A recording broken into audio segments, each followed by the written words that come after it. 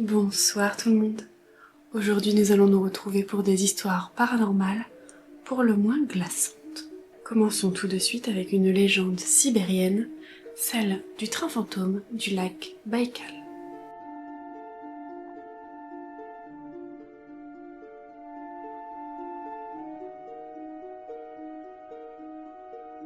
En Sibérie, les eaux glaciales du lac Baïkal bercent des mystères vieux de plusieurs siècles. Plus qu'un lac, il est une mer intérieure, figée par l'hiver, insondable et presque surnaturelle. Ses profondeurs cachent des légendes et des phénomènes que seuls les plus téméraires osent raconter. Parmi elles, celle du train fantôme qui erre dans les brumes gelées de la voie ferrée, désaffectée, du lac Baïkal. L'origine de cette voie ferrée remonte au début du XXe siècle, lorsque la Russie tsariste décida de construire la ligne du Transsibérien, une route ferroviaire gigantesque destinée à relier Moscou à Vladivostok. Mais contourner le lac Baïkal avec ses falaises abruptes et ses terres gelées était un défi dantesque. En 1905, un tronçon de chemin de fer long de 260 km fut achevé sur la rive sud du lac. Pour les ouvriers, le travail était éreintant. Les températures plongeaient sous moins 30 degrés, et des centaines périrent lors de sa construction, ensevelis sous les avalanches ou happés par les eaux noires du lac. Leurs corps disparurent, avalés par le silence abyssal. Une croyance locale murmure que ces âmes perdues ne trouvèrent jamais le repos. Quelques années plus tard, en 1917, il y eut un accident tragique. Au cœur de la révolution russe, un train blindé fut dépêché pour transporter une cargaison précieuse. Des tonnes d'or, des pierres précieuses, appartenant au régime tsariste. Et ce, afin d'éviter qu'elles ne tombent entre les mains des bolcheviks.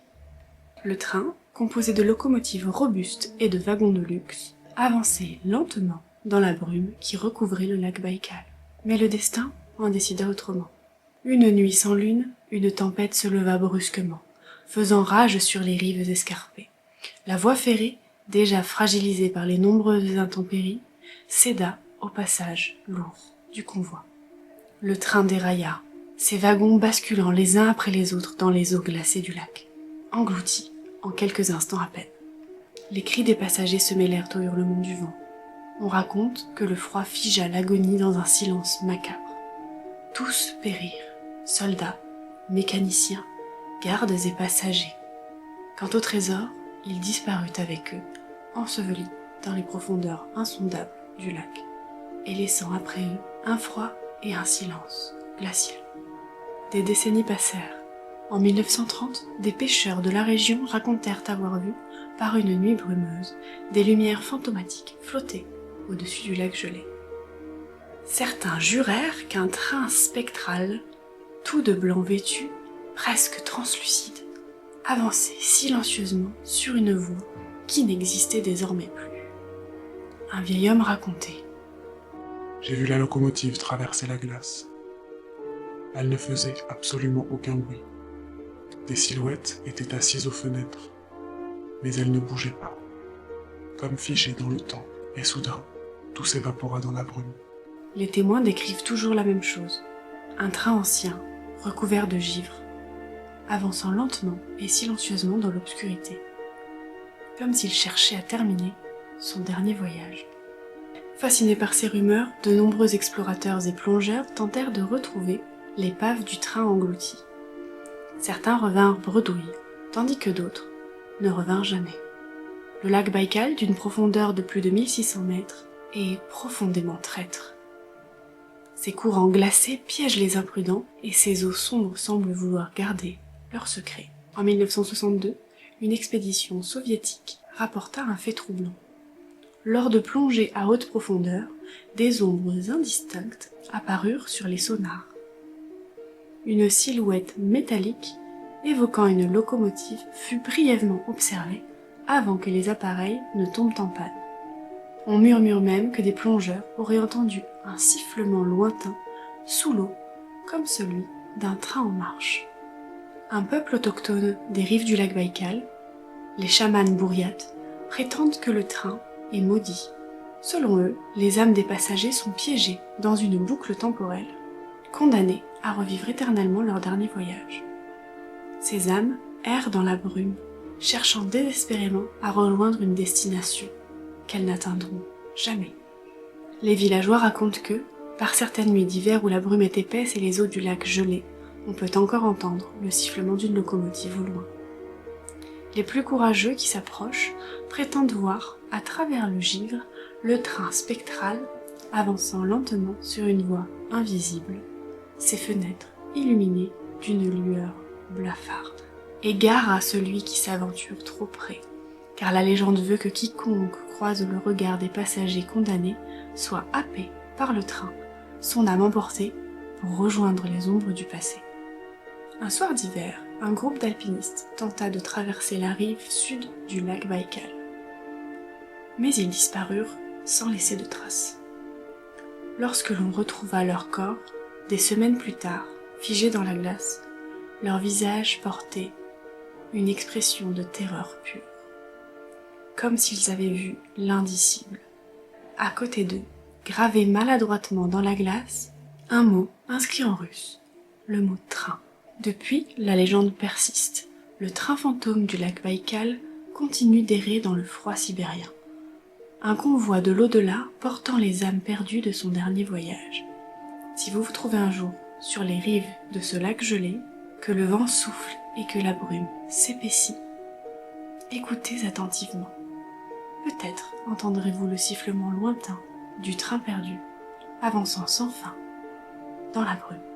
Rendons-nous maintenant dans une petite bourgade isolée de Suède, au cœur des montagnes enneigées de Vemdalen.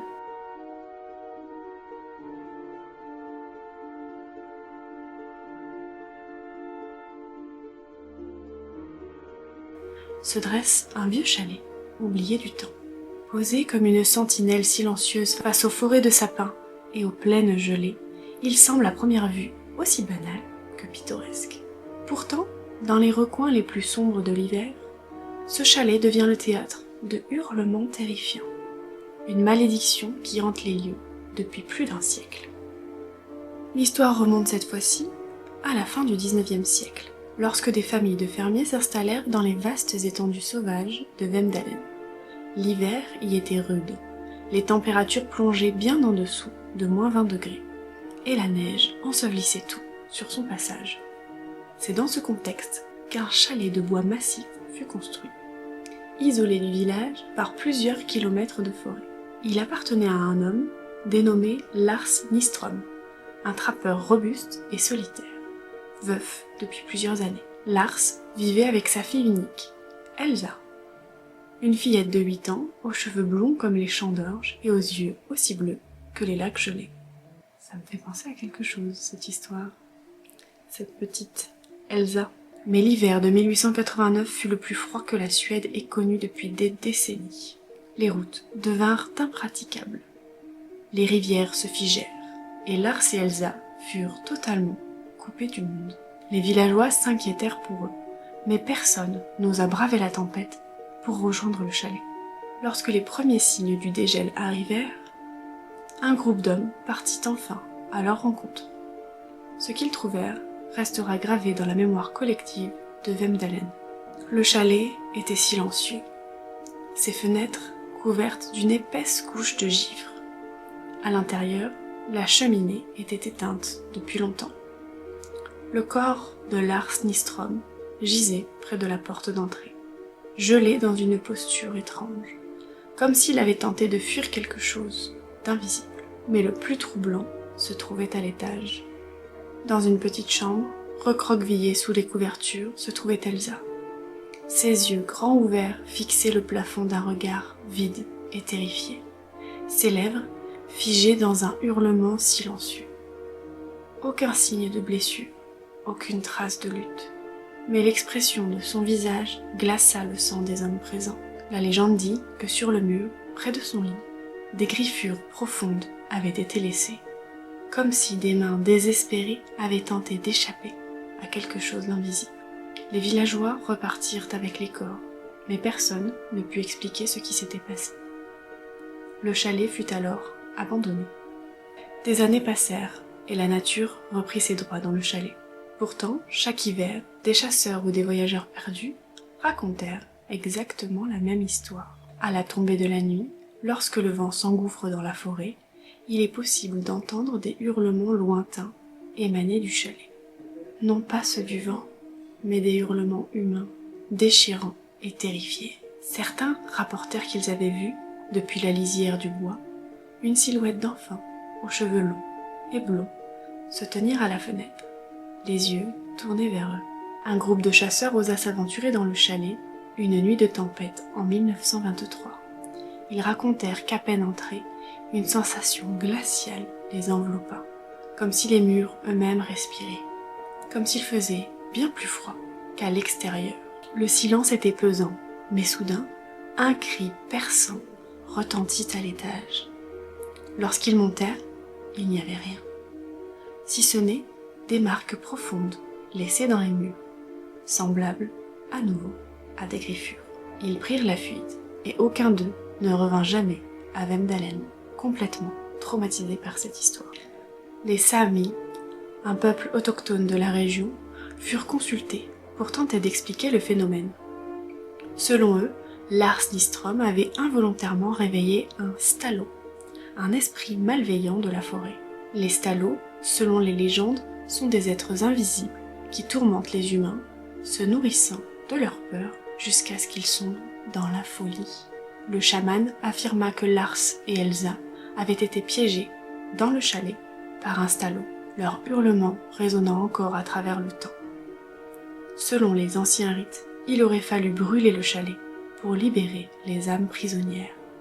Mais les villageois, terrifiés, préfèrent le laisser sombrer dans l'oubli. Aujourd'hui encore, le chalet est là, figé dans le silence éternel de l'hiver suédois. Quelques téméraires y vont, parfois, et souvent par défi, mais ils en reviennent rarement indemnes. En 2012, un groupe d'étudiants, amateurs de paranormal, décida d'y passer la nuit pour filmer leur expédition. Leur caméra, retrouvée quelques jours plus tard par des randonneurs, montra des scènes troublantes. Le groupe riait autour d'un feu de fortune, jusqu'à ce qu'un hurlement lointain glace leur visage. Peu après, la caméra tombe au sol, filmant seulement un mur où des griffures apparaissent progressivement, comme sculptées par des mains invisibles. Puis, la vidéo s'arrête brusquement. Les étudiants furent retrouvés, en vie, plusieurs kilomètres plus loin, errant dans la neige, mutiques et désorientés. Aucun d'eux n'accepta jamais de parler de ce qui s'était passé. Partons à la rencontre des trolls de glace, ces gardiens maudits des montagnes norvégiennes.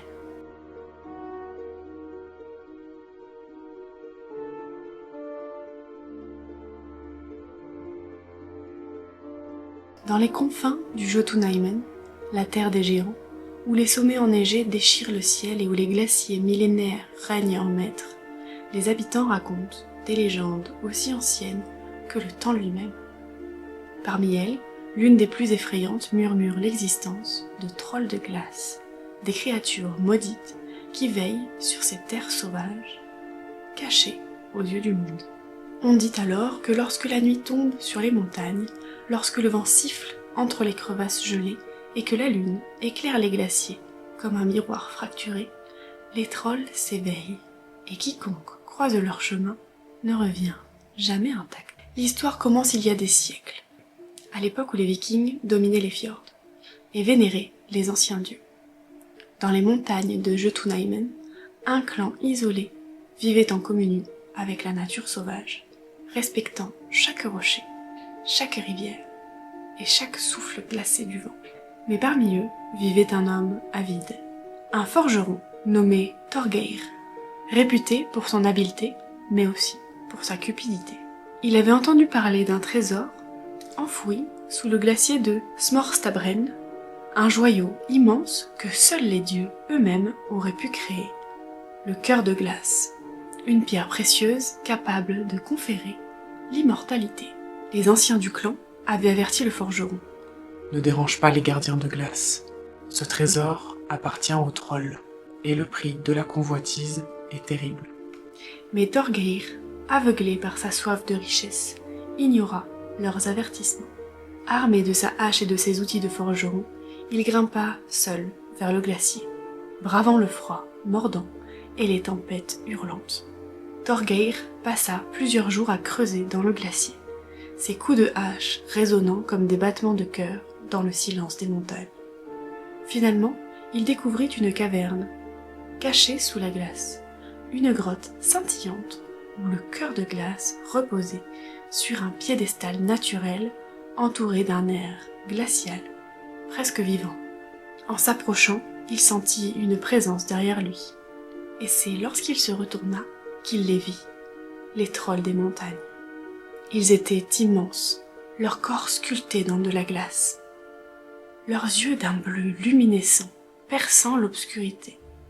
Ils étaient figés dans des postures menaçantes, leurs crocs saillants et leurs mains griffues tendues pour attraper quelque chose. Thorgeir se mit à rire, pensant qu'ils n'étaient que des statues gelées par le temps. Il arracha le cœur de glace de son socle et s'apprêta à quitter la grotte. Mais au moment où il le prit entre ses mains, le glacier sembla prendre vie. Le sol trembla et un bruit sourd monta des profondeurs de la grotte. Les trolls s'éveillèrent lentement, ainsi que la montagne. Leurs corps glacés craquèrent dans un bruit terrifiant. Des morceaux de givre tombèrent de leurs membres tandis qu'ils commençaient à se mettre en mouvement. Leurs voix gutturales résonnèrent dans la grotte comme des échos d'outre-tombe. Le trésor n'appartient qu'à la montagne, et tu appartiens désormais à la glace. Thorgeir tenta de fuir, mais les trolls étaient déjà sur lui. Ils le traînèrent dans les profondeurs du glacier, où ses cris s'éteignirent peu à peu, étouffés par la neige qui tombait en silence. Depuis ce jour, les trolls de glace sont devenus des gardiens immortels de Jotunheimen. On raconte que Thorgeir, prisonnier sous le glacier, figé dans un sommeil éternel, ses mains agrippées au cœur de glace. Les légendes disent que certains soirs, lorsque la lune est pleine et que le vent siffle entre les sommets, on peut encore entendre les hurlements lointains résonner dans les crevasses du Smorstavren, les cris de Thorgeir condamné à subir son supplice pour l'éternité. Aujourd'hui, le Jotunheimen attire des alpinistes et des explorateurs venus défier les glaciers.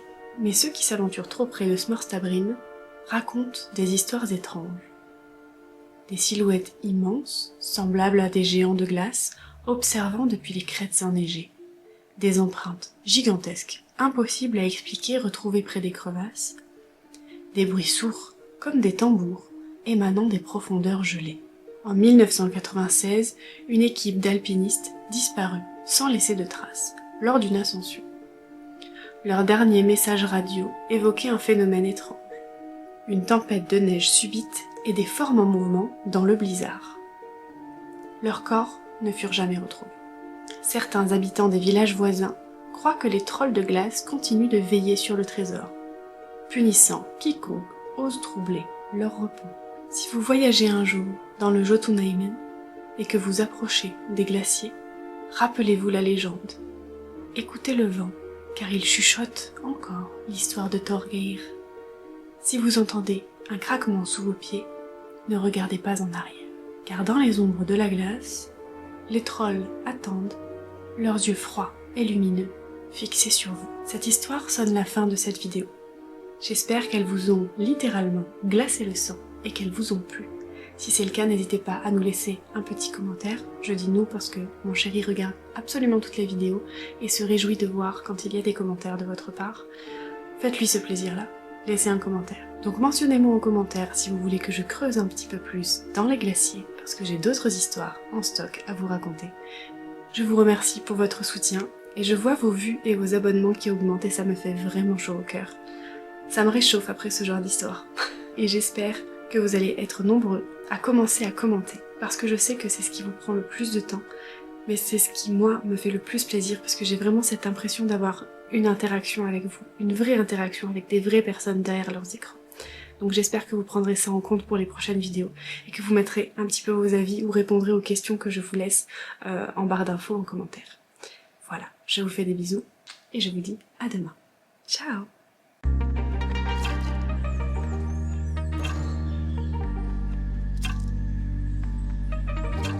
fort. J'espère qu'on l'entendra pas. Monsieur a fini.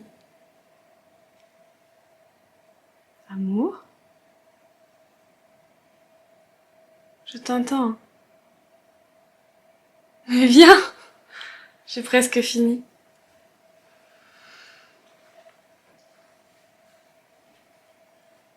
D'accord. Tu peux parler plus fort, on t'entend pas.